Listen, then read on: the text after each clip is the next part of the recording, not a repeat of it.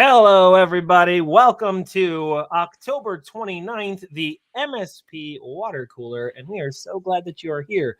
If you are watching this on LinkedIn or YouTube, either live as Robert and I are here in the moment, or if you are watching the recording back at some point in the future, just know that we appreciate you. And if this is your first time to the MSP water cooler, this is not about Robert and Skofi, though you have to deal with our faces and our voices, for which we make no apology, maybe a little apology. But this is actually about you, the viewer. If you're an IT service provider, MSP business owner, you work in sales, business development, marketing, growth, and you are focused in your IT services business on building revenue, this is for you. And this is how it works. Drop a comment in the chat on LinkedIn or YouTube, or bonus points, join us via the link that I just posted on LinkedIn to join us on StreamYard. You come backstage, we'll drag your butt on screen with Robert and I, and here's what you do.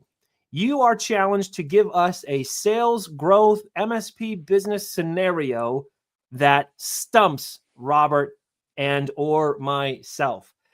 And it's even better if this is something you're actively working on in your MSP or your IT business, something you're struggling with. Maybe you don't know how to get leads. Maybe your salespeople aren't working out. Maybe marketing's drying up, and whatever it is, we want to hear from you. Real world situations. Maybe it's something else. Maybe you've got a strong opinion about something, or just something that ticked you off this week that you just want to vent a little bit and get our feedback and input on. We'll drag you on screen. We'll let you air that for about 1 minute and 30 seconds. We'll kick you off screen, and then Robert and I will discuss. And if you're camera shy, just drop it in the chat. We can do it that way as well. Anyways, without further ado, Robert, so good to see you again. It's been a long, 2 weeks? Yeah, man, took a week off, got real thirsty, ready for some water cooler. Oh, yeah, the refreshing draught at the water cooler. And 2 days before Halloween, you have any plans? Yeah, we run a scam in our neighborhood where we take our kids out trick-or-treating at 5. We let them trick-or-treat for like an hour and a half, and then we come back and we let them choose 15 pieces of candy each, and the rest gets handed out to everyone else that comes by the house for the next hour or two. So it's a fantastic way to give them the experience, but also minimize the sugar overload. I love it. I love it so much. We actually, shameless plug, Halloween's my birthday. So, Oh, buddy, I'm gonna send you yeah, a I full-size know. Snickers. And that's like my favorite candy bar. So now I'll have my daughters over. We might go see a play that her best friend is involved in here at a local community theater. Nice. And then annual tradition for us, starting October 31st, we rewatch the Harry Potter series, starting obviously with the first one. And then between now and the new year, we will watch like every other weekend. Every Okay. movie.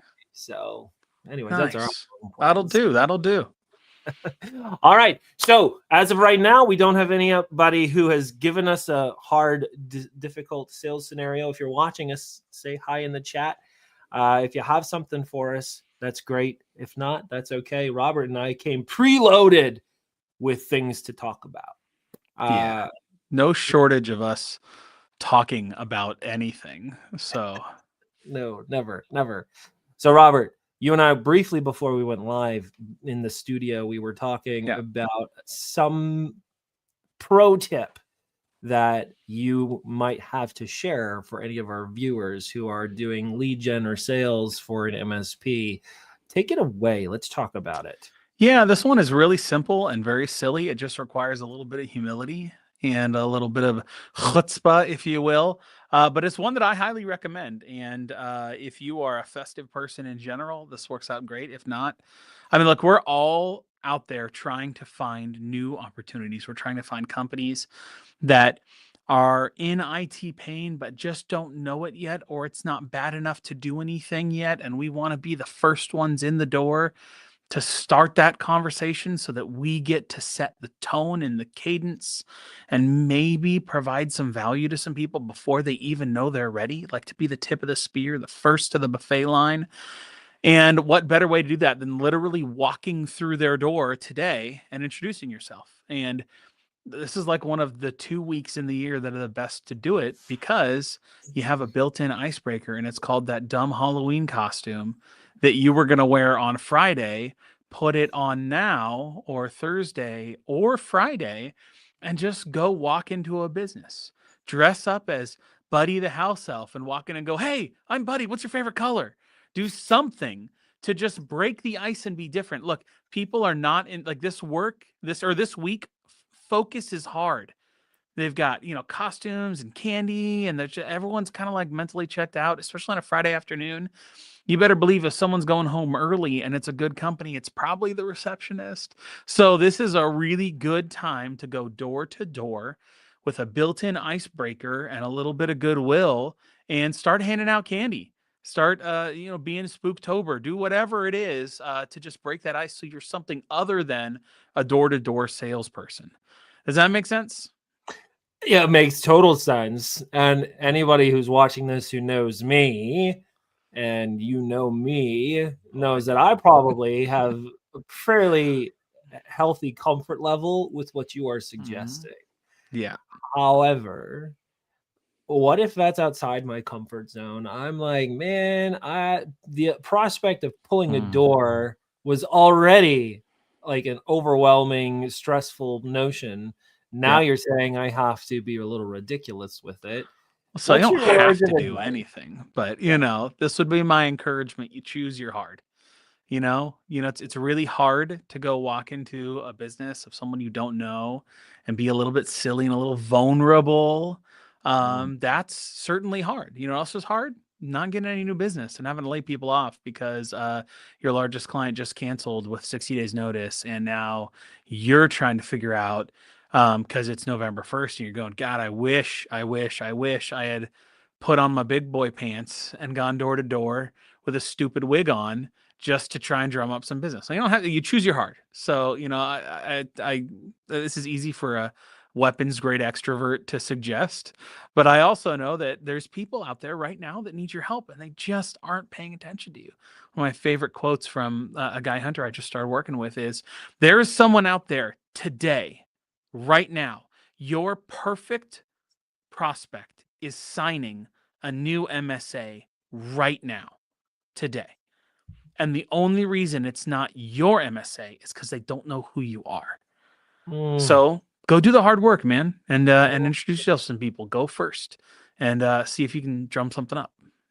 So this brings up some key talking points. Number one, customers buy from the person who occupies the greatest mental real estate, the greatest portion of their mental real estate. So when their head pops off the pillow in the morning, they are not thinking about IT, most likely. At any given point throughout their day, your decision maker, your ideal customer, may think about IT as they interact with it, as it affects them one way or another. Then typically there's like this inciting moment where there's the drop down menu of associated concepts. It's usually a crisis or there's some external pressure that's being put on the organization. Or like, ouch, that hurts. Or, oh man, wouldn't it be nice if? And now it conjures the associated concepts related to IT in their brain. And just like a computer with a drop down menu, there's a bunch of things that populate that menu.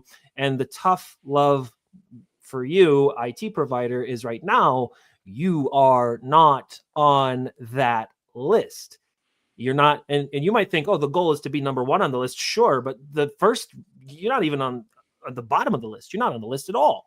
So the work of the business development professional, the work of the sales professional, the work of the marketer, the work of the business owner trying to grow is to earn mental real estate with your future customer. And I know, Robert, you've heard me preach this, but the reason it ties into this idea of like this week, you have been given a golden ticket to earn mental real estate in a way I promise you your competitors in the marketplace are probably not doing.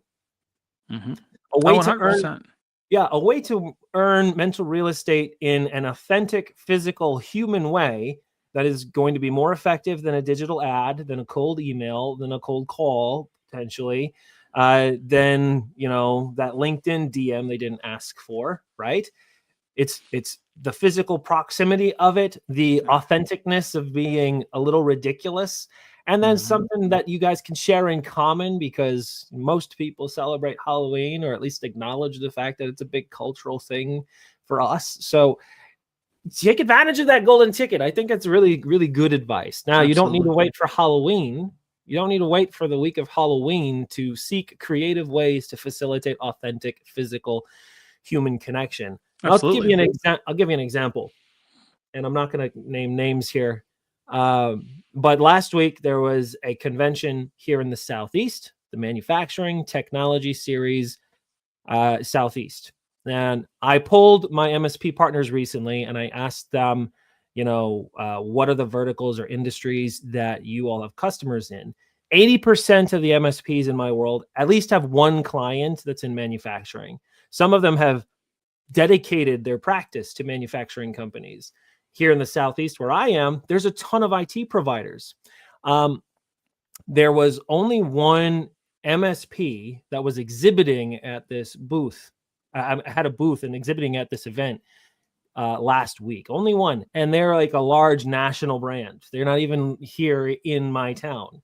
And I have some peers of mine and partners of mine literally blocks away from this event that work with manufacturing companies. You don't have to spend $4,000 to have a booth. This is an event that you could have signed up for free just to go walk the floor, shake hands, and make friends.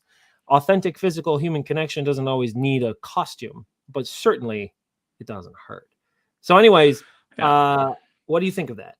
No, I absolutely love it. And I think you're right. It's this authentic human communication in the AI outsourced overseas kind of world.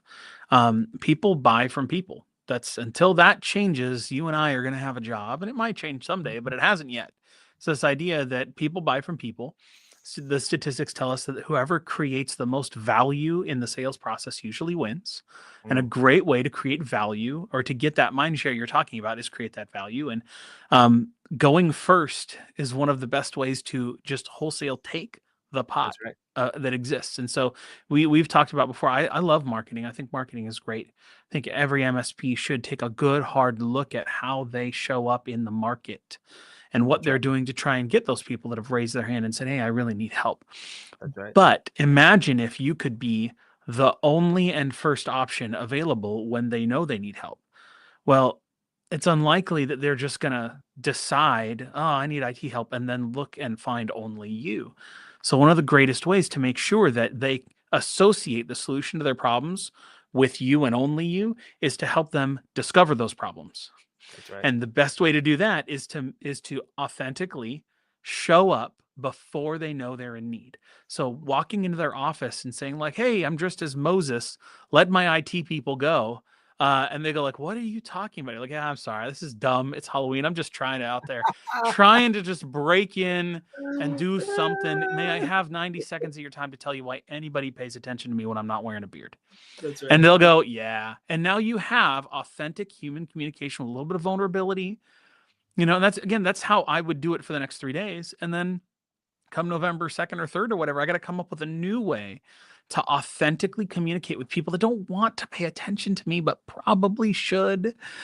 That's if you can find a way to run that fine line and just be the first to the table. And they're like, why do I need to pay attention? And you go, well, because of this. And they go, oh my gosh, you're right. They don't then immediately go, thank you so much. I'm going to turn to Google and find 5 providers to. Now, I mean, they might do that after they meet with you and get a couple more quotes because they're a savvy business person. But like, if you want to be the first to the table, setting the tone for the conversation with the greatest share of chips out of the gate, just be first and help them understand something they don't understand yet, which, by the way, every CEO you talk to, if you ask them, like, why would you ever meet with a salesperson? Almost all of them will tell you a version of to learn something I don't know. And if you can do that, you're going to get so much headway against any competitor in your market that enters that deal. Yeah. And let me just also build on that a little bit and encourage you folks watching. People do not want to evaluate tons of providers in the selling process.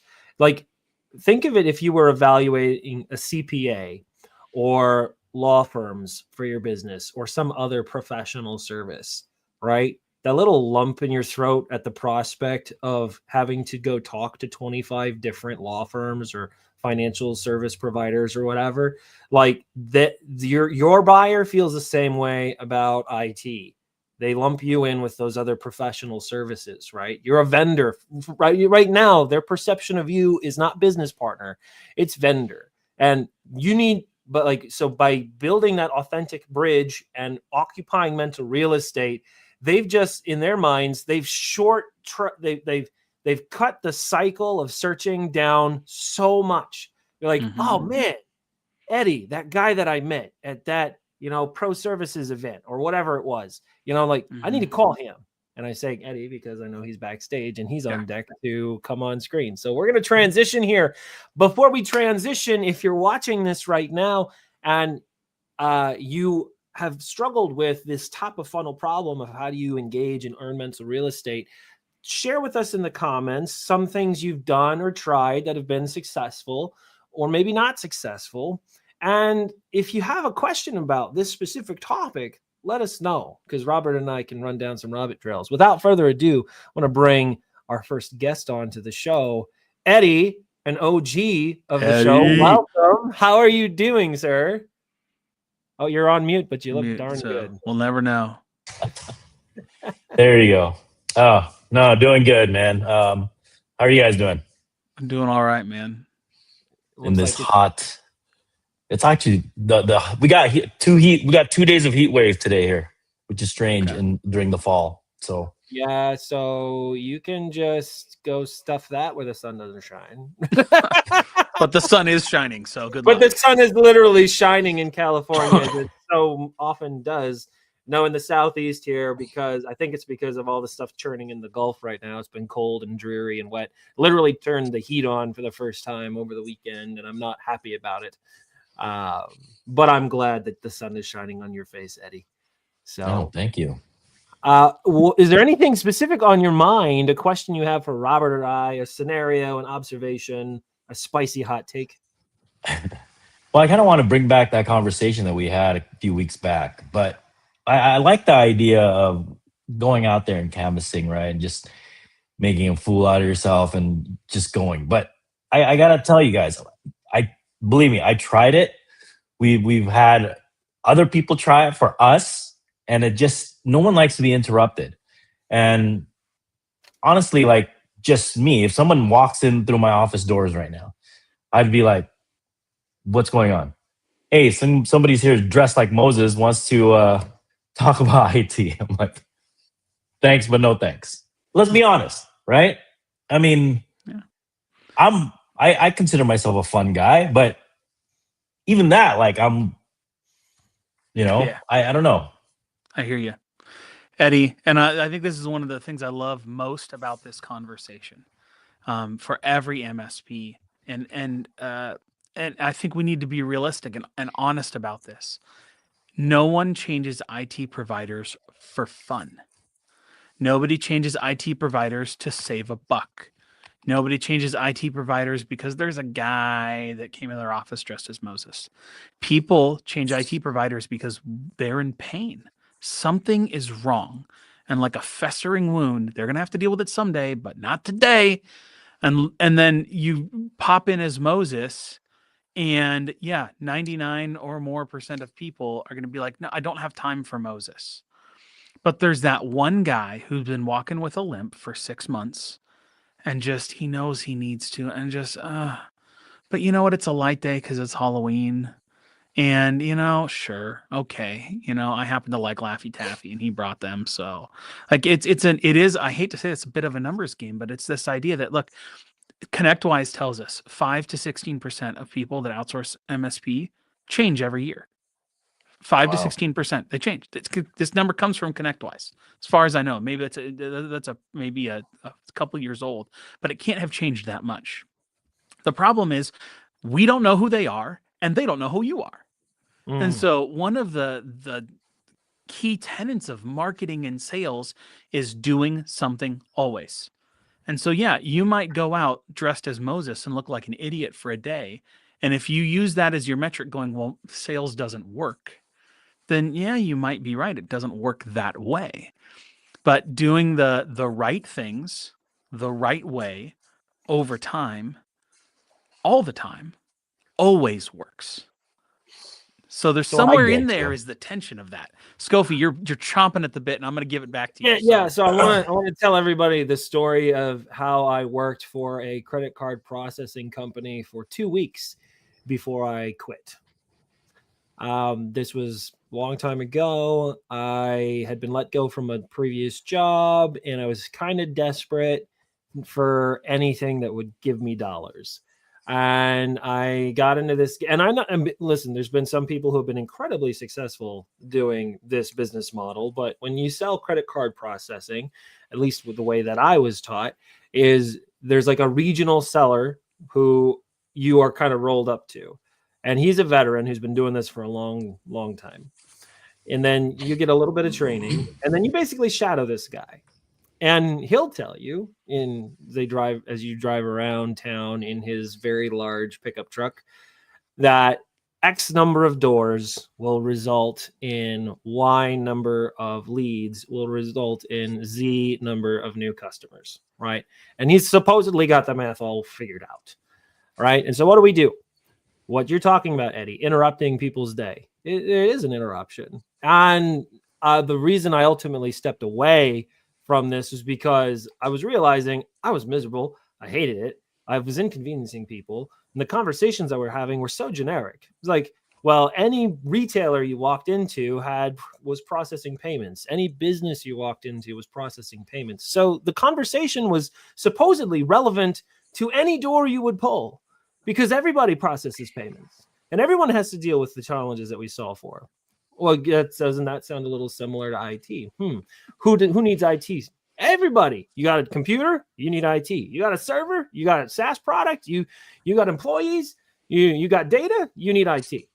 And we're talking like aim big, miss big, aim small, miss small. Mm-hmm. And so if I ever pulled a door again, and in fact I did recently, I would aim very small. So here's a question for you, Eddie. In the LA area, do you have any clients that also provide a non-competing professional service to SMBs? They're a client of yours, whether it's like accounting or legal or okay. And they're like more or less in the same community as you? Yes. Okay. I've been collaborating with them for the past 2 years, just trying to connect. Every time I get up there to kind of get on the soapbox and say, like, look, we're all connected people. You guys, whether you like it or not, you need IT.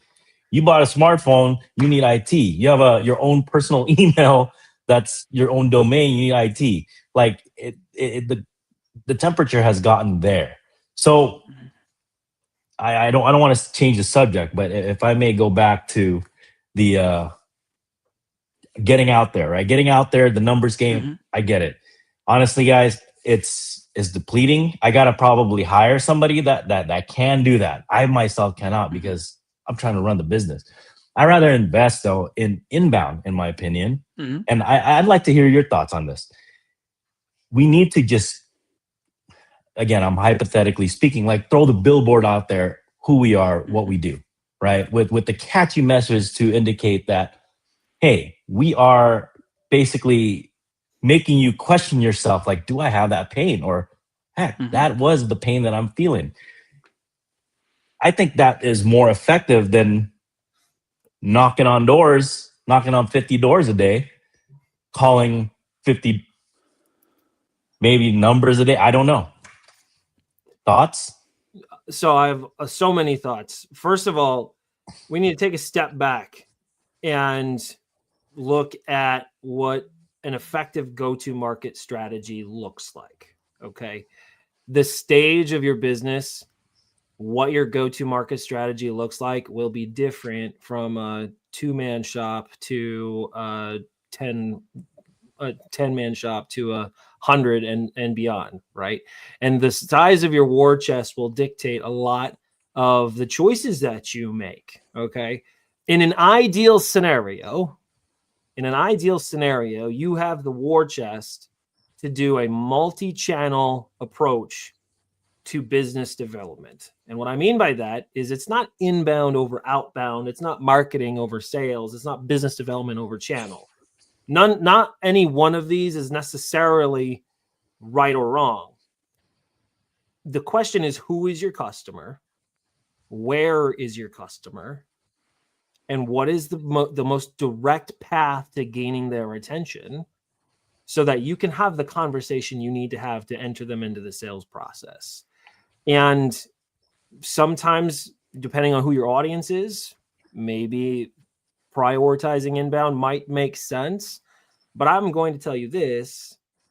In a world where MSPs are slapping Microsoft on their website, they're slapping VMware and, well, maybe not anymore, but whatever, you know what I'm saying? HP, Dell, they're slapping these enterprise technology and they're positioning them as, oh, we're a partner of Microsoft, right? And all of the keywords that you use for IT, guess who also uses them? Your vendors do. You think you can compete, you know, AdWord for AdWord with Huntress or with Acronis or some of these really large, and I'm not knocking those vendors, but those guys, because they've got the war chest, are doing that multi-channel approach to building out an inbound engine that's going to be highly effective. Now, I'm not saying there can't be a version of a content-oriented, SEO-driven, digital advertising motion for a small to mid-sized MSP that can be meaningful. I have peers that swear by it. But I'm saying if I have one marketing dollar to spend today and I need to get two back, and maybe this is just the hammer nail, you know, what I'm used to, I'm going to seek the most direct path to getting physical proximity with my future customer so I can talk to them. Yeah. And Eddie, also, I want to encourage you, man. Like, I don't know much about your business, where you are, and I'm happy to take this offline and get real specific. But,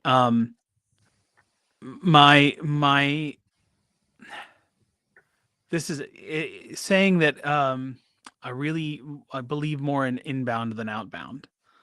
It's kind of like saying, like, man, I really like cookies, but, you know, salt's my favorite. So I'm going to lean into salt. Like, I need a cookie, so I'm going all in on salt. Well, there's a lot of things missing between the final result of a cookie and the ingredients. And so what I'm coming to understand is most of the MSPs I talk to, they want a revenue manufacturing process. They want to stand on the catwalk above a factory floor and go, I see every piece of the machine, all 7 pieces that lead to a new client. And I know if I pour money in one side, new clients will come out the other. And I know how every piece of that machine works. And I know that if one of them stops working, I know how to know in advance so I can tweak it and the machine will keep going. And if I want to double the clients, I just pour double the money in the front and double the clients come. That's what everyone seems to be after. Marketing is a piece of that, but it is not the whole revenue manufacturing process. And so my encouragement to you is, does marketing work? Yes. Does sales work? Yes. But as part of that machine. And so before I would want to say, like, Eddie, you should or shouldn't do, or yes or no, really to anyone, we like to talk hyperbolically and say crazy things to trying people to show up to our live stream. But realistically, there's a lot of nuance involved in your MSP, your market, the kinds of clients you want, how you want them to think of you. 2 years into the agreement, as they're considering signing for a third, like, there's just so much nuance involved in here. So my encouragement to you, Eddie, would be all these things work. But what is a reasonable expectation from these things as they sit in your revenue manufacturing process is the nuance there. So I would say it sounds like to you, like, if you're truly saying, like, hey, like, I have a business, I'm a business owner, I'm past the point in my life where I'm going to make cold calls or do door knocks. Yeah, you probably need to hire someone to do that for you. If that's the holdup in your revenue manufacturing process. What would make me really sad is if you drop 3% of your total available resources into marketing, but it turns out where you're losing money in your revenue manufacturing process is in your presentation or in your qualification or in the transaction stage. Like, that would be really sad if you're like, oh, I'm going all in on marketing, and you get all these leads and it leads to all this great activity, and the marketer does what they promised they would do, and you still don't make any money because somewhere in that revenue manufacturing process, all the money leaked out, and it's not the marketer's fault, so that would be the challenge in saying like, well, I would rather do inbound than outbound.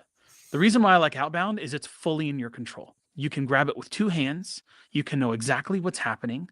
And if you get good enough at it that with conviction, you can teach it to someone else, I'm reasonably confident that you can say, well, that's not where my revenue manufacturing process is broken because I did it. And now I've taught it to someone and they're doing it. I can now focus my attention somewhere else and figure out where is this money falling out of the machine. Yeah. I think, I don't know if I could speak to all the MSPs out there, but at least most of them and the ones that I talk to, the challenge is we came out of an operational background. We came out of a technical background. And when we end up just running this MSP business, it's not the same, man. We're working on our customer service. We're working on, just client retention, all in all, and making sure their technology runs and they're happy with us, right? I'm a firm believer that we're essentially a hospitality company that dabbles in technology. So a lot of challenges that we have is creating that revenue generating machine, right? Because it's like, what is that revenue generating machine? We're used to people coming towards us with business or just a need, like, hey, I need help with XX. And then you go there, you fix it, and they're like, wow, this is great. Hey, would you be able to help me with Y also? And yes, we can. And next thing you know, they're an MRR client. So that's the typical sales process. The only problem with that, and this is the only challenge, I love that kind of business, is how most MSPs start. You're explaining the E-Myth, the book, the E-Myth, like to a T. The challenge is it's out of your control. You can't make that happen more. And so for businesses that are saying like, hey, I've grown to a certain size, the momentum of being good and having a great reputation and good referrals and serving my clients well, there's like a momentum it provides you. And then at some point it stops doing more and you flatline. And for a lot of businesses that's fine. Like they're happy living for years at that line. They've got a good balance between revenue and costs. As long as nothing changes, they're okay. But then inevitably what happens is something changes and they don't know what levers to pull on to fix it. They don't know what equations are in the formula and how to adjust them. And so the math falls apart. And so the encouragement would be like, what can you control, Eddie? What can you do?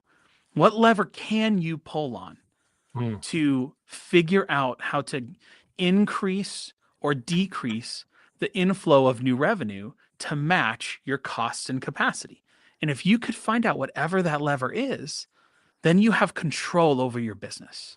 And so what we're doing, what Skofi and I are doing, is just shouting out ideas like putting on a wig and going door to door, because that's a lever one could pull on.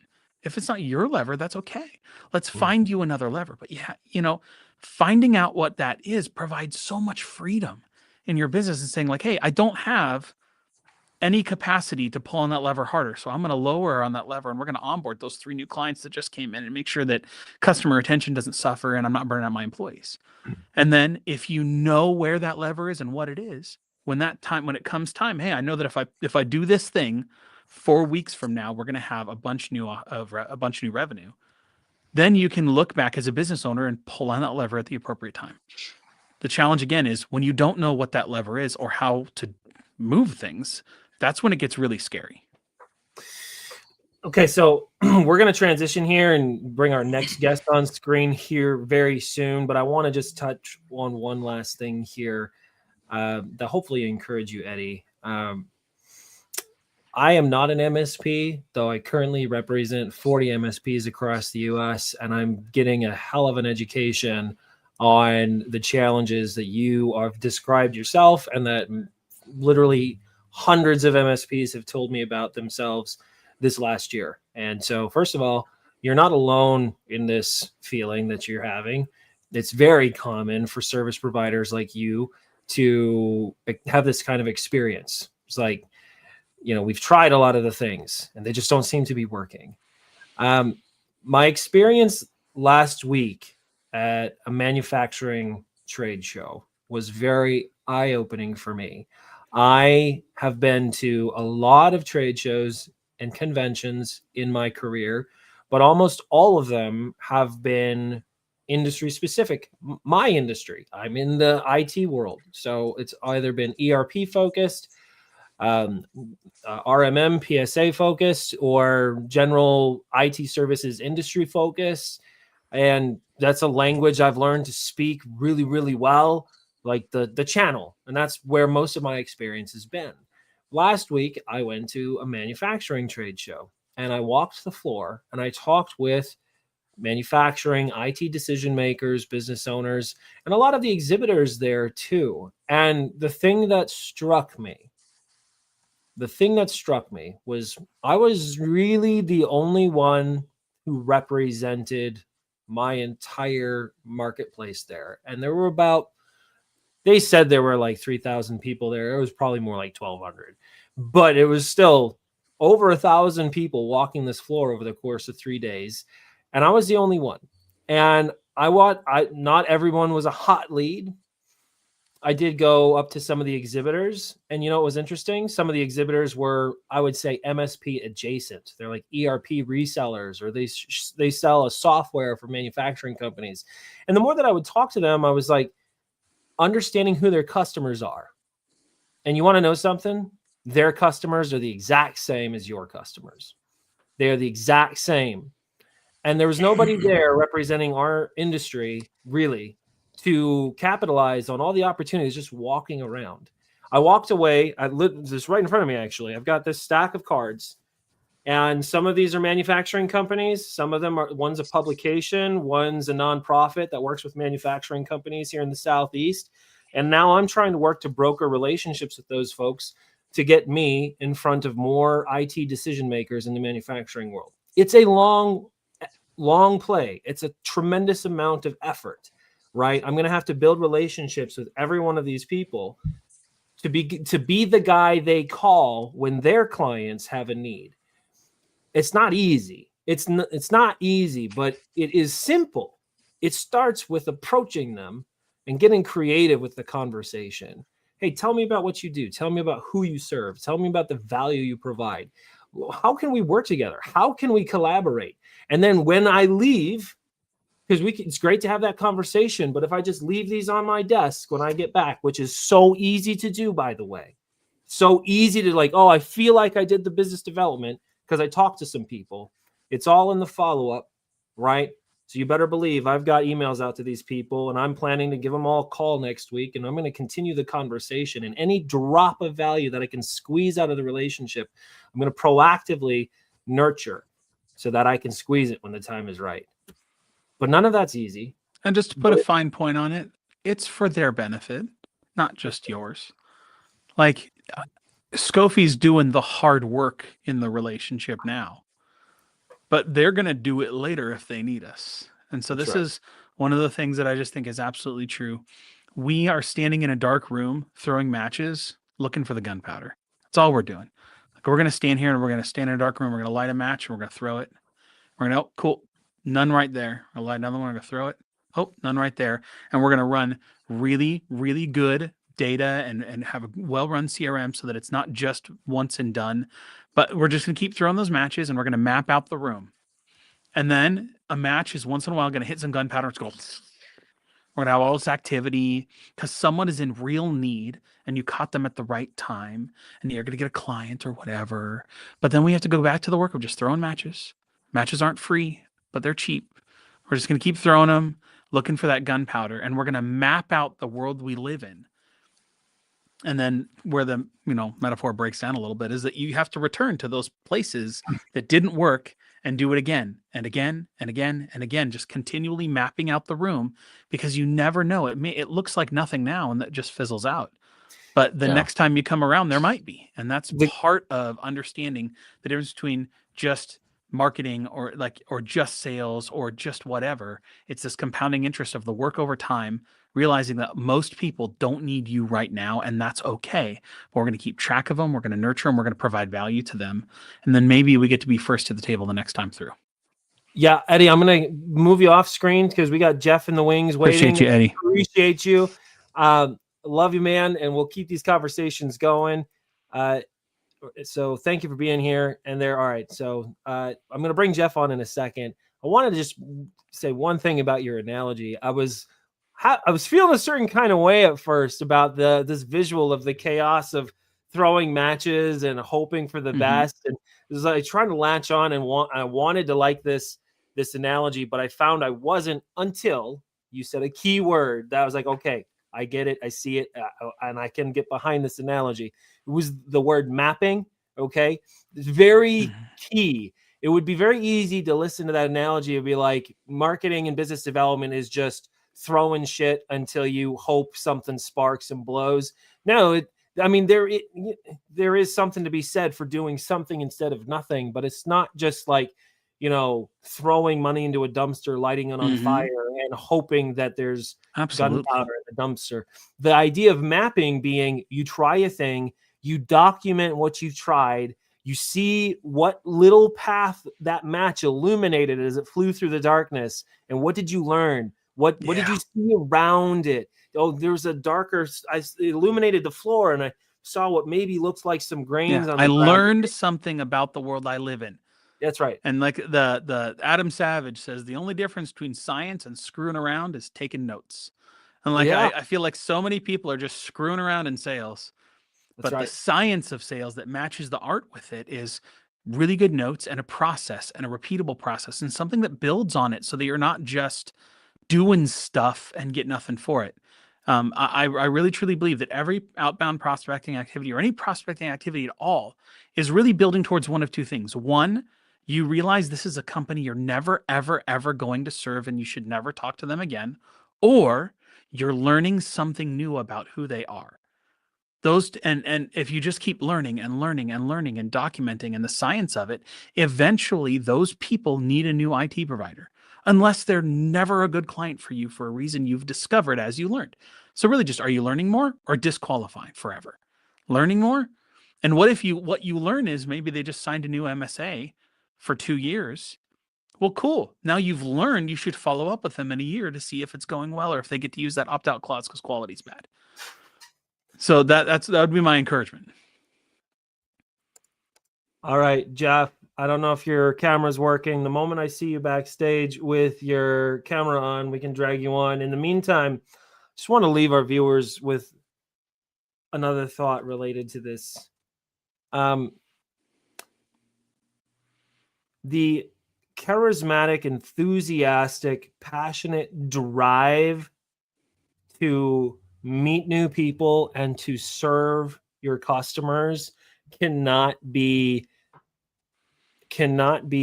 overstated. Like the power of you saying to yourself, I want to take my venture from a fantasy to a goal-backed dream that can be achieved will come down to you taking ownership of your own growth and enthusiastically with your heart and soul pouring yourself in to this notion of business development, right? Like I've said it before, where your prospect is, there thou shalt also be. So showing up, showing out, and letting them know, bold-faced and unashamed, that I am here for you, that I want to work with you and serve you in some way, whether now or in the future, leaving an impression on the prospect's mind that cannot be denied, that cannot be denied. This is how you set yourself apart from your competitors so that you are the one whose number gets called when the time is right. Jordan Belfort, love him or hate him, he has some things to say that I appreciate. And, you know, one of his episodes on his podcast where he encourages sellers to show up sharp as a tack, enthusiastic as hell, and a subject matter expert in your field, if you can present on those three fronts to a prospect who's ideal for you, that you are those three things, you're sharp, you've got your shit together, you know your stuff, you're a subject matter expert, and that enthusiastic as hell component, like that's the infectious part that gets you remembered. You don't necessarily have to put on a Halloween costume for that. You can just decide that I want to leave an impression with this prospective buyer, that they like me, they want to be with me when the time is right. And whether that's now or in the future, my number will be the one they call. I've literally told that to prospects. I've literally told the prospects, I said, hey, I know the time isn't right, but I'm looking forward to you calling me because I know one day you will. And guess what? Then Sometimes it's a difference between enthusiasm and arrogance, but I 100% agree. No one wants to talk to Eeyore the salesman. that's Ever. right. For any reason. I don't care if I actually need something from you. I don't care if I called you and you were referred to me. If I show you up and it's like, hey, I think I might need an M&A attorney because I've got this $100 million business and I know you guys make a commission, but I'd really like it. And the guy goes, yeah, Thursday, does that work? I think, well, I, I feel like I'm handing you a gift. Like my favorite example is I went into the Apple store once, like way back when Apple stores were first out. And I came with as a buyer. I was there to buy graduation gifts for my entire community. So I was like, I walked in and I said, how can I help you? And I said, yeah, I need 16 MacBook Pros. I need 13 iPads. Definitely, probably let's go with 16 iPods as well. And then let's get matching cases and AirPods for all that or something. And he goes, okay, come on over here. I was like, oh, okay. I thought I was gonna be all wined and done, like I was something special, And like that actually was kind of a tough experience for me as a buyer. I was like, oh, we love enthusiastic people. We want to work with people that are happy to work with us. And so if you're doing any kind of sales, whether that be inbound or outbound, and you aren't excited about what's happening, it's very hard for people to buy from you. And I'm going to harken back to something Eddie said, and then I know Jeff's camera's working, so we're going to bring him on here in a second. He said, I literally will tell my people that we're kind of in the hospitality business first and foremost, and we happen to dabble in technology, was the way Eddie put it. That mentality can actually take you pretty far. Like hospitality. What a cool thing to hear from your IT provider. Yeah, imagine going to a hotel, like a really nice hotel, and the concierge is a total ass, right? Or the staff are just like standoffish and it affects your experience in a pretty significant way, right? If you're selling from a point of desperation or like it's that thing you have to do. Oh my goodness, I guess I'm going to take out the garbage. I guess I'm going to go do the work of being a business owner. It's my duty. Right. You got to change your mindset. Change your mindset to be there, be present, show up, and leave an impression with your buyer that like, oh my goodness, Robert blew my socks off. He's such a cool guy. Like, even though I don't need IT today, like, I'm not going to forget that face. I'm not going to forget the things he said. I'm going to follow him on LinkedIn probably. And then one day I'm going to need to call him. Yeah. All right, Jeff, bringing you on. How are you doing, brother? It's been a long time. What's up, buddy? It's been like ages since I spoke to you an hour ago. Yeah, there you go. I've had an outfit change since then. I see that. You look comfortable, so that's good. Yeah. Well, you guys gave me a lot to think about. I do want to just get on a high horse for a second, or a soapbox. Apple adds so much friction to the sale when I go there that I would buy so much more from their store if it was an easy experience. It's not. You get there. Who am I going to talk to? Who can help me? All I want to do is buy this thing I can see right here. That's one soapbox. The other soapbox rant is Tesla. And it's important when we sell to be excited even after the sale. So I go into Tesla. This was a couple of years ago. I bought a Plaid, the thing, it was not an inexpensive vehicle, right? It might even be the most expensive they buy. They're like, oh, just go to the app and you can start your car. Dude, that's it. You're not even going to walk me out to this vehicle that I just spent a ton of money for. So, but now to go back to Jonathan, what you were saying before about the conferences and things. what I like to do is, I don't do outbound calling. It doesn't work for me. There's a whole bunch of things that people do that just don't work for me. Don't make me feel good even hiring someone to do it. So I go to my strengths, but it's what you guys were talking about. I go back to them over and over and over, build them, use a process. And what I mean by that is conferences, trade groups, and referrals. I have the benefit of 26 years in this company, 33 years in the industry. So I've got a lot of people. You got to massage them all for years. You're just keeping those relationships alive, and then the referrals come to you. But the big thing that I like to think of is I like to go where my clients are and my competition is not. That's kind of what Jonathan was talking about, right? Those two things. You can go where your clients are, but if I can find where my competition doesn't exist, that's the bonus. Now you're doubling down on wherever that is that you happen to find yourself. So that's I see that actually a lot with MSPs who specialize in a vertical or where they've positioned themselves as the provider for their industry. And I'm thinking of one guy that's in my program right now who goes to a specific medical association convention, and he's captured several of the practices there. And he has established himself at that annual convention as like, I am the provider for IT security for the ear, nose, and throat community. And it's working. And there's nobody else there that I'm aware of that's positioning themselves that way. So that idea of being where your customer is, where your competition is not, if you are going to be where your competition is, first of all, you might learn something if watching your competition, if they're doing it, are they having success?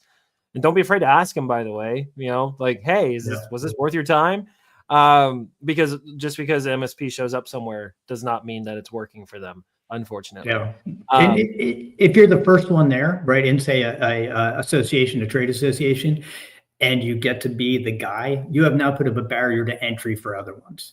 Right? That's right. They'll come in and everyone they talk to will say, well, Jeff's my guy, tech guys, and then they just go off.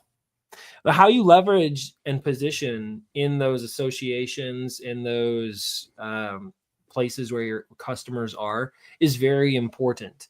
It can be very easy to join an association or a group and be very passive, even showing up to the meetings and to the quarterly events and the Zoom calls and stuff. But if you're just kind of you're passive in driving conversation and not positioning yourself as a leader in that space, you'll just be a friendly face they start to recognize. And that's worth something. But it takes a proactive effort to be like, hey, I love you guys. I love this community. I'm a part of it, and I want to lead in this capacity because I see there's no one else doing this, so I'm going to do it. Yeah, you're verbalizing something, Skofi, that I think is really true. A lot of the reasons why at the core, why a lot of us hate sales is because we recognize it does not line up with our identity as non-sociopaths. So much of sales feels like me. I need. Give to me. And if we can find a way to flip that on our head in any type of prospecting, hey, I just have something for you. And I know you're suspicious because I'm a sales guy and that's fine. But I'm here for the long haul. I'm going to earn your trust eventually. Everybody comes around at some point. Life is long. MSAs are short, and just being at a point where if I can find a way to make all of my prospecting about providing something valuable to them, interrupting them isn't as big a deal. If interrupting them to say, hey, give me money is probably not feeling that great. But to interrupt them and say, hey, I have something valuable for you. And I know it's valuable because I work with a bunch of people like you and they've told me it's valuable. So here. And if you can find a way to do that as you're prospecting, then it's not that hard to be in sales. You don't bump up against all those emotions that come from being a beggar professionally. So I just like that. That's why I love what you're saying, Jeff. And I love what you're saying, Skofi, about showing up, not just I paid my dues, so now I'm due. That's not how it works. Showing up and saying, I'm going to be here and I'm going to raise the quality of every person I touch here. I'm going to raise the quality of every room I walk into. I'm going to make this a better place because I'm here. People will notice. And over time, it gets hard not to pay attention to you. Well, you know, I think that's touches on a problem that I think a lot of MSPs have, and I've seen it with some of my team, is devaluing what you're bringing to the table. Right, everything you've just talked about, you can't say I'm helping them if you don't value what you're doing. You know, like just really basic setting up a firewall. Right, that to us is a basic thing. And so we might have a tendency to devalue that. But look at attorneys, look at accountants. They are not devaluing what they do. They don't need to hire an attorney. An M&A attorney does not need to hire an attorney to do his M&A work. But do you think he devalues it when he's going out to a potential client? So we have to remember that what we do, even though it's very easy for us, has a huge value to the marketplace. We have to remember that. You know, you said it very, very well. I was literally about to say, piggybacking off of what Robert said, this idea that I think MSPs and really just salespeople in general often feel they're coming from a sense of desperation or a sense of like, I'm inconveniencing the prospect. And it's like, I know that I'm asking for something for me. That's their mindset. So the tendency is to like minimize it and make it feel like it's this dirty, gross thing I'm about to do because I'm about to ask you for a thing that's really beneficial to me. And you're losing sight of what I call the closet full of gold. There's a guy that I do some consulting with, and one of our first sessions, he was kind of beating himself up as a sales professional, and he was comparing himself to his prospects. Like, oh, they're so much more established in their industry and so much better connected, and they're so much smarter and more experienced and successful than me. Who am I to sell to them? Right. And he didn't say those words, but he was giving that impression. I said, we'll call him John. I said, John, I want you to stop talking for a second. I want you to see that closet over your shoulder, the closet right behind you. He's like, what are you talking about? It's like, there's a closet. He's like, yeah, what about it? He's like, I want you to visualize and pretend with me that floor to ceiling behind that closed door are gold bars perfectly stacked. Gold bars. Now, anybody you call this week, anybody you meet with this week, they don't know what's in your closet, but you absolutely do.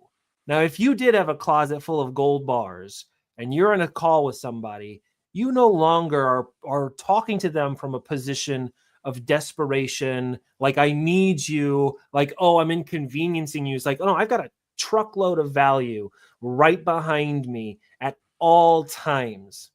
And I know my friends sometimes need gold, and I want to be your friend. The way that I serve you is because I have this, okay? This makes me be able to speak to you with confidence and authority and authenticity because I know it means something. I've got something you don't have.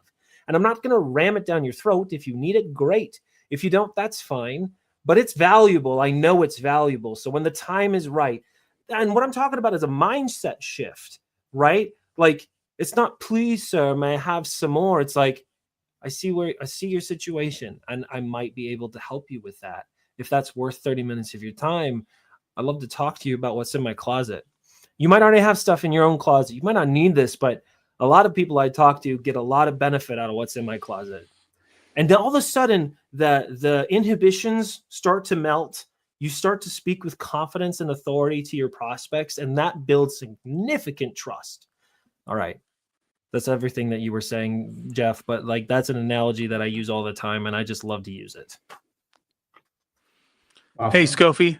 Hate to hard stop this, but I got a dojo in like. You got a dojo in 30 seconds. So everybody, I appreciate you. Thank you for letting me be here. That's right. See you next week on the MSP Water Cooler. I'm going to end the stream, and we'll catch you all next time.